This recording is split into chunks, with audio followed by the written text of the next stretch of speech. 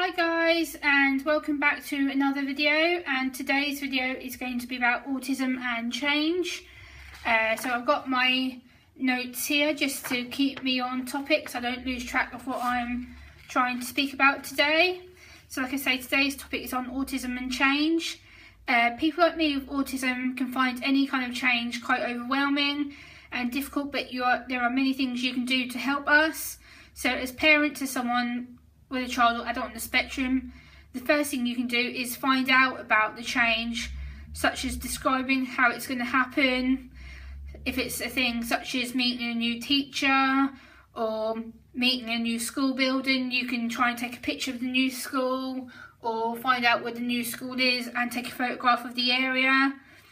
Use clear and concise language, so in other words, use clear words and direct language that's not going to confuse us or make us feel frustrated.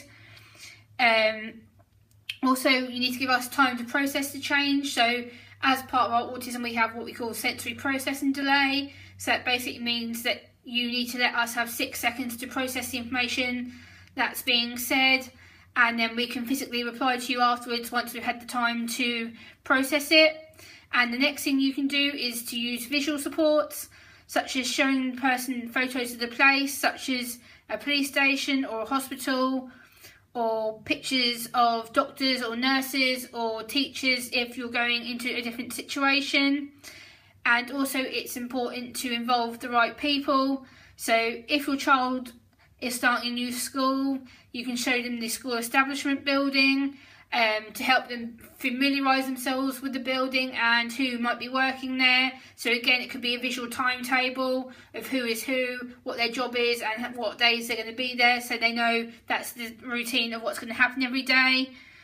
Also, with adults, if they're starting a new job or if they're going to, say, college, they need to have a visual timetable to have somebody to meet them, or you can have a social story, so it's like a little cartoon strip where you can draw things of what's going to happen each day, so you know that same thing will happen on them days.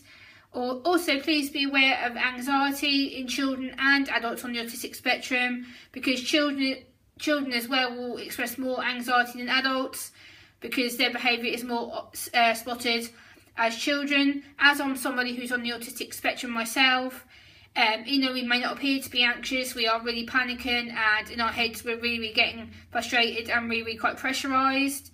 So also we have the need to be told about things in advance. So if a change is to happen or needs to happen last minute, if you can try and tell us in advance as you can. So say I'm meeting a friend at a certain time, and then all of a sudden that time has to change because they're either running late or they're busy, then they need to let me know they're going to be a little bit busy, and then they'll meet me at a slightly later time than what we've organised, so that I don't get anxious waiting around for them. Also, again, that can happen if someone arranges to meet you and they say a certain time and they're not there at a certain time. Again, that can increase the anxiety and change your behaviour and change your mood. So again, you have to be precise and let us know in advance if you can how to reduce our anxieties. Also, that can lead to me worrying about people. So if something might have happened to them, or if I'm waiting around for someone, I might think, uh-oh, where are they? They're meant to be here. And that can cause me to have more in-depth anxiety and to also panic that they've gone walkabouts or something like that. Also, me preparing for change has been quite difficult, regarding when I've lost people. So for example, I've had to have people explain to me about why certain things have happened. Like I've had to deal with my auntie dying and my other auntie dying as well. And I've also had some friends who are younger than me who have tragically lost their lives, and I've found that really hard to overcome and deal with, and as a result I've had to have constant support with people trying to help me and let me know that it's okay to grieve and different things. So for me, on a personal level, change can be quite overwhelming, and I like to be well informed about what I'm doing.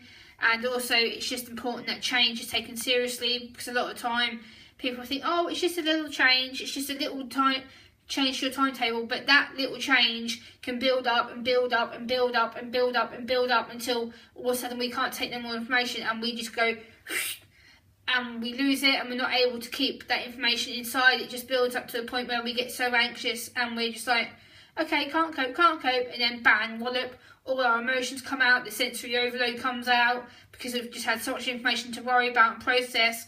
We've just lost the control and ability to look after it.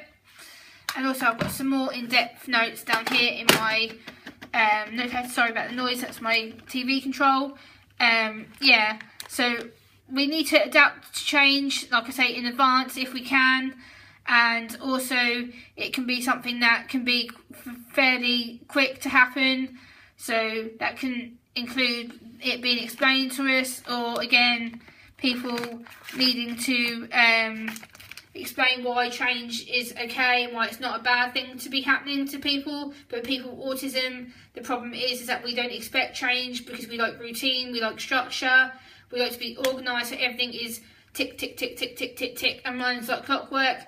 Otherwise, if something in our clockwork routine breaks down, then we don't cope so well that day or for the next 2 or 3 days after, because we're physically tired and we're mentally tired at all the information we've had. So if you can please understand that we're not being deliberately awkward or socially awkward towards you, that we are just finding it really, really difficult to adapt to change.